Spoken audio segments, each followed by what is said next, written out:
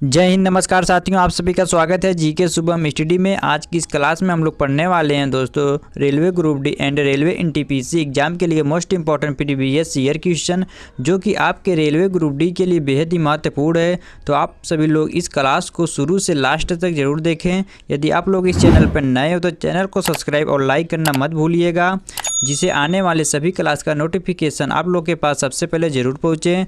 तो चलिए स्टार्ट करते हैं। आज का पहला क्वेश्चन है, भारत का राष्ट्रीय पंचांग कौन सा है?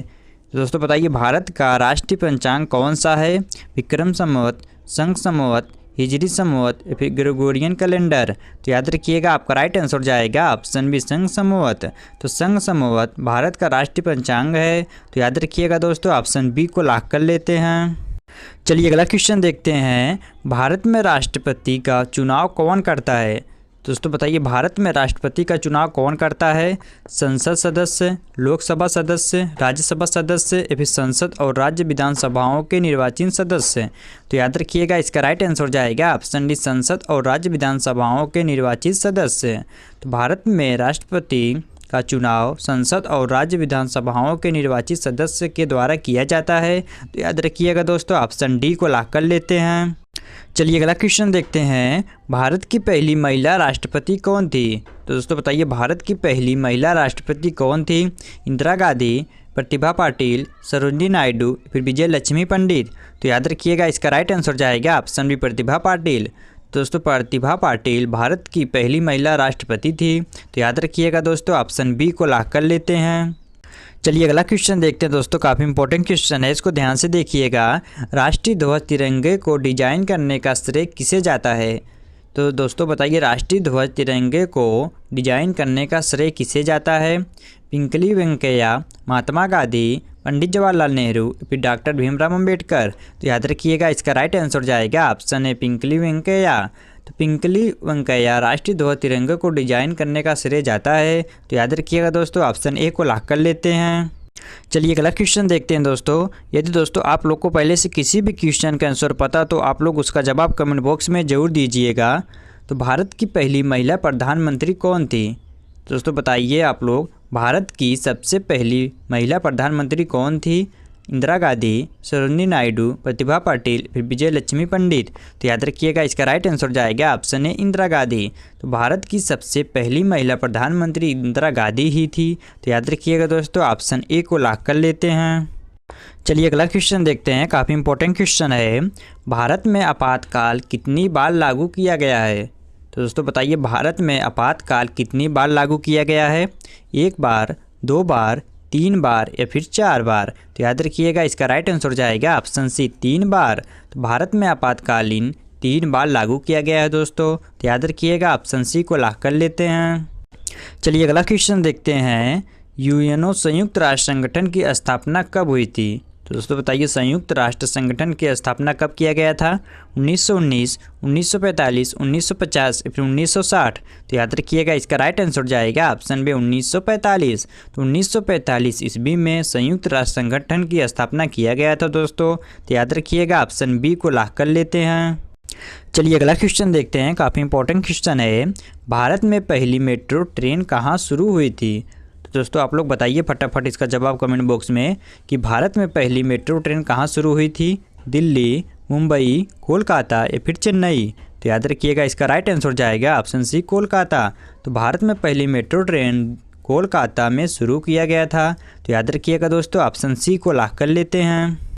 चलिए अगला क्वेश्चन देखते हैं, भारत का राष्ट्रीय पक्षी कौन सा है? तो दोस्तों बताइए, भारत का राष्ट्रीय पक्षी कौन सा है? मोर, तोता, कबूतर या फिर बाज? तो याद रखिएगा, इसका राइट आंसर जाएगा ऑप्शन ए, मोर। तो भारत का राष्ट्रीय पक्षी मोर ही है। तो याद रखिएगा दोस्तों, ऑप्शन ए को लॉक कर लेते हैं। चलिए अगला क्वेश्चन देखते हैं दोस्तों। यदि दोस्तों अभी तक आप लोग चैनल को सब्सक्राइब और लाइक नहीं किए तो चैनल को सब्सक्राइब और एक लाइक ज़रूर कर लीजिएगा। तो कौन सा राज्य है भारत का चावल का कटोरा कहा जाता है? तो दोस्तों बताइए, कौन सा वह राज्य है जो भारत का चावल का कटोरा कहा जाता है? तो पंजाब, उत्तर प्रदेश, पश्चिम बंगाल या फिर छत्तीसगढ़? तो याद रखिएगा, इसका राइट आंसर जाएगा ऑप्शन डी, छत्तीसगढ़। तो छत्तीसगढ़ राज्य है जो भारत का चावल का कटोरा कहा जाता है दोस्तों। तो याद रखिएगा, ऑप्शन डी को लॉक कर लेते हैं। चलिए अगला क्वेश्चन देखते हैं दोस्तों, काफ़ी इंपॉर्टेंट क्वेश्चन है। आप लोग जितना भी क्वेश्चन को देख रहे हैं आपके लिए काफ़ी एग्जाम में हेल्पफुल आने वाला, तो आप लोग काफ़ी ध्यान से देखिएगा साथियों। भारत के किस संविधान संशोधन द्वारा पंचायती राज को संवैधानिक दर्जा दिया गया है? 42वां, 61वां, 73वां या फिर 86वां? तो याद रखिएगा इसका राइट आंसर हो जाएगा ऑप्शन सी 73वां। तो 73वां भारत के संविधान संशोधन द्वारा पंचायती राज को संवैधानिक दर्जा दिया गया था दोस्तों। तो याद रखिएगा ऑप्शन सी को लॉक कर लेते हैं। चलिए अगला क्वेश्चन देखते हैं दोस्तों। ये क्वेश्चन पिछली बार एग्जाम में भी पूछा गया था, इसको ध्यान से देखिएगा दोस्तों। भारत में सबसे अधिक वनों वाला राज्य कौन सा है? तो बताइए भारत में सबसे अधिक वनों वाला राज्य कौन सा है? मध्य प्रदेश, अरुणाचल प्रदेश, छत्तीसगढ़ या फिर झारखंड? तो याद रखिएगा इसका राइट आंसर हो जाएगा ऑप्शन ए मध्य प्रदेश। तो भारत में सबसे अधिक वनों वाला राज्य मध्य प्रदेश ही है। तो याद रखिएगा ऑप्शन ए को लॉक कर लेते हैं। चलिए अगला क्वेश्चन देखते हैं। भारत में हरित क्रांति के जनक कौन माने जाते हैं? तो दोस्तों बताइए भारत में हरित क्रांति के जनक कौन माने जाते हैं? एम.एस. स्वामीनाथन, नॉर्मन बोरलॉग, वर्गीस कुरियन या फिर शिव सुब्रमण्यम? तो याद रखिएगा इसका राइट आंसर हो जाएगा ऑप्शन ए एम.एस. स्वामीनाथन। तो भारत में हरित क्रांति के जनक एम.एस. स्वामीनाथन को माना जाता है। तो याद रखिएगा दोस्तों ऑप्शन ए को लॉक कर लेते हैं। चलिए अगला क्वेश्चन देखते हैं दोस्तों, काफ़ी इंपॉर्टेंट क्वेश्चन है। भारत में सबसे बड़ी मीठे पानी की झील कौन सी है? तो दोस्तों बताइए भारत में सबसे बड़ी मीठे पानी की झील कौन सी है? चिल्का झील, वुलर झील, पुलकट झील या फिर डल झील?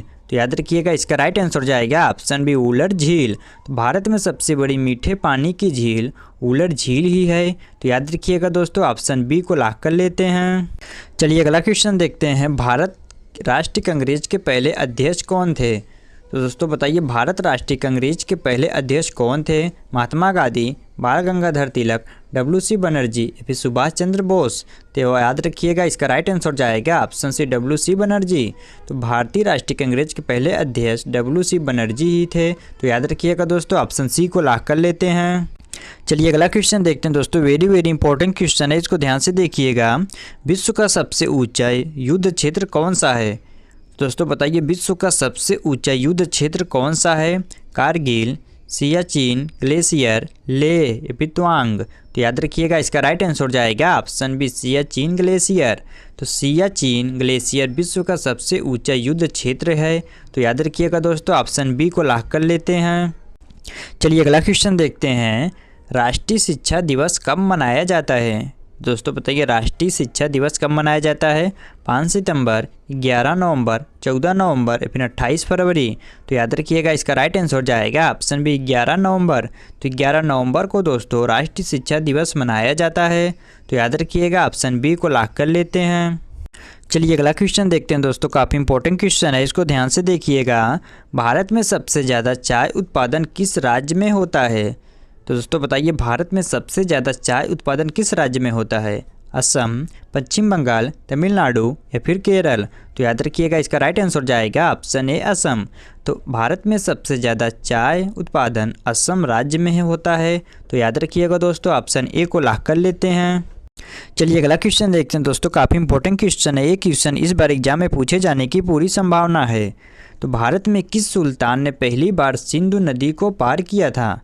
दोस्तों बताइए भारत में किस सुल्तान ने पहली बार सिंधु नदी को पार किया था? मोहम्मद बिन कासिम, महमूद गजनवी, मोहम्मद गोरी फिर बाबर? तो याद रखिएगा इसका राइट आंसर जाएगा ऑप्शन बी महमूद गजनवी। तो भारत में महमूद गजनवी सुल्तान ने पहली बार सिंधु नदी को पार किया था। तो याद रखिएगा दोस्तों ऑप्शन बी को लॉक कर लेते हैं। चलिए अगला क्वेश्चन देखते हैं। नालंदा विश्वविद्यालय का पुनर्निर्माण किसके शासनकाल में हुआ था? चंद्रगुप्त मौर्य, समुद्रगुप्त, कुमारगुप्त या फिर हर्षवर्धन? तो याद रखिएगा इसका राइट आंसर जाएगा ऑप्शन सी कुमारगुप्त। तो कुमारगुप्त नालंदा विश्वविद्यालय का पुनर्निर्माण किया गया था। दोस्तों नालंदा विश्वविद्यालय का पुनर्निर्माण कुमारगुप्त के शासनकाल में ही किया गया था। तो याद रखिएगा दोस्तों ऑप्शन सी को लॉक कर लेते हैं। चलिए अगला क्वेश्चन देखते हैं। भारत में पहली बार जनगणना कब हुई थी? तो दोस्तों बताइए भारत में पहली बार जनगणना कब हुई थी? 1857, 1872, 1881 या फिर 1901। तो याद रखिएगा इसका राइट आंसर हो जाएगा ऑप्शन बी 1872। तो 1872 ईस्वी में भारत में पहली बार जनगणना किया गया था। तो याद रखिएगा ऑप्शन बी को लॉक कर लेते हैं। चलिए अगला क्वेश्चन देखते हैं दोस्तों, काफ़ी इंपॉर्टेंट क्वेश्चन है। भारतीय रिजर्व बैंक की स्थापना कब हुई थी? दोस्तों बताइए भारतीय रिजर्व बैंक की स्थापना कब हुई थी? 1935, 1947, 1950 फिर 1969। तो याद रखिएगा इसका राइट आंसर जाएगा ऑप्शन है 1935। तो 1935 ईस्वी में भारतीय रिजर्व बैंक की स्थापना किया गया था दोस्तों। तो याद रखिएगा ऑप्शन ए को लॉक कर लेते हैं।